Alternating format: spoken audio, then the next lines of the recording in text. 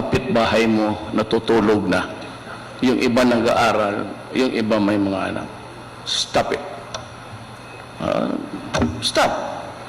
Isang salita lang. Ganon ang sabi na diktador ako. Of course, I have to be a dictator. Anak ka lang. But I will not stay beyond my terms.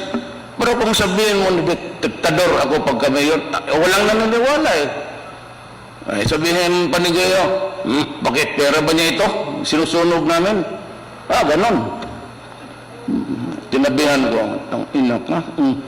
Tinatong ko sa kanya. Tapos kinako. Sir, baka puputok yan. Sasabog talaga yung bayag mo, putang ina ka pag kainin mo yan. Sir, hindi mo nakakaya. Kainin mo yan. Isa, dalawa. Sir, okay. Ganon ang Pilipino. Totoo, ganon. Huwag na lang tayo magbulahan. That is the reality of our life. Ganon talaga. Walang naniniwala sa iyo. Pagkatapos, yung Singaporean, pinakain ko talaga sa kanya. Eat. Yung sabi ko, yung tanim bala ko, putang ina, huwag din yung gawin yan. Kakainin mo yung bala mo. Tanongin yung mga taga Davao. Sana yung magkain, yung manghingi doon, mga burger. Yung mag-anulan ng pasahero, tapos hawakan yung puwit ng babae, hawakan yung... pag inabutan, ginala, kainin mo lahat yung... Pag-ubang, kainin mo, pag naiwan, kuhin na lang.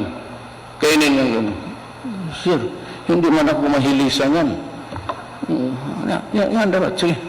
Walang pakialam kung mahilis yan o hindi matunaw, ibig sabihin. Kayong mga pulis, gusto ninyo?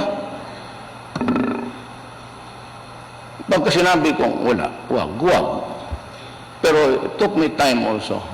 Pero hindi ko naman sinasabi na lalabas ako ng opisina ko, magwala ako. But ganun ako. Pag sinabi ko, stop.